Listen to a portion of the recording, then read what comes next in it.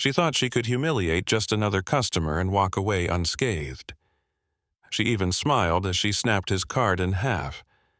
And then, 1 second later, she realized she had just destroyed her own career. But let's start from the beginning. Banks are never fun.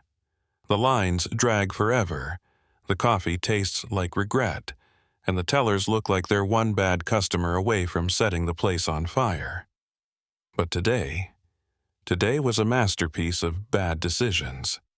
David Lancaster, 55 years old, stood at the counter, his first-class leather wallet in hand, waiting for the teller to process his request. His tailored navy blue blazer, crisp white shirt, and signature red cap made him stand out, but he didn't give it a second thought. Then, it happened. The sigh, not just any sigh, a long, dramatic, soul-deep sigh, followed by the unmistakable sound of a keyboard being assaulted like it owed someone money. David glanced up. The teller, mid-30s, blonde bob, a name tag reading Jessica, was glaring at him like he had personally ruined her day just by existing. "Is there a problem?" David asked, his voice even, polite. Jessica's eyes rolled so hard, he was pretty sure she saw her own past mistakes. "Your card's been flagged. I'm going to have to cancel it." David's brows knitted together. Flagged? For what? Jessica gave him the kind of fake smile that dripped with condescension. "I don't know, sir, but it's above my pay grade. Guess you'll have to take it up with someone who cares." Then, before David could say another word, she picked up his sleek black credit card and snapped it in half. The sharp crack echoed through the silent bank. David just stared. Jessica smirked, as if she had just done something heroic. Oh, this was about to get interesting. David stared. The room froze.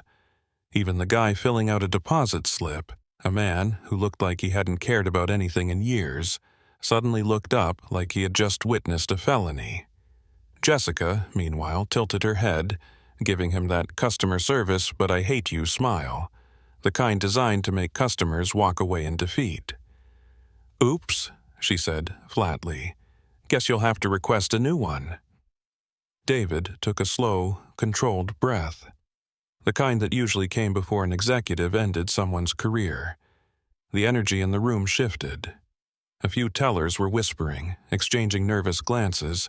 A woman in line clutched her purse tighter, as if bracing for impact. Jessica, on the other hand, she looked way too pleased with herself. She had no idea what was about to happen. David, without a single ounce of panic, reached into his blazer pocket, pulled out a sleek black leather badge holder, and flipped it open. The golden corporate logo caught the light. Jessica's entire soul left her body. The smug expression disappeared so fast, it was like someone had hit Quitrell Poisy on her confidence. David's voice was calm, measured, and dangerously smooth. "David Lancaster, CEO of this bank." The whispers stopped. Jessica's face turned ghost white. The entire bank lobby? Dead, silent. Jessica stumbled back, like she had just stuck a fork into an electrical socket. "Sir, I didn't know." David slipped the badge back into his pocket, adjusting his blazer with the kind of slow, deliberate movement that only made things worse for her. "Oh, I'm sure you didn't."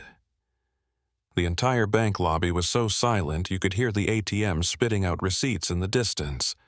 Then, as if on cue, the manager, who had conveniently been missing this entire time, suddenly materialized, sweating profusely. "Mr. Lancaster, sir, if we had known—" David held up a hand. "Save it."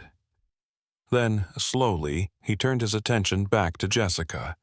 She was frozen in place, clutching the broken remains of his high-end credit card like it was the last piece of her career. David leaned in just slightly, not threatening, just observational. Tell me, is this how all my customers are treated? Or is this just you?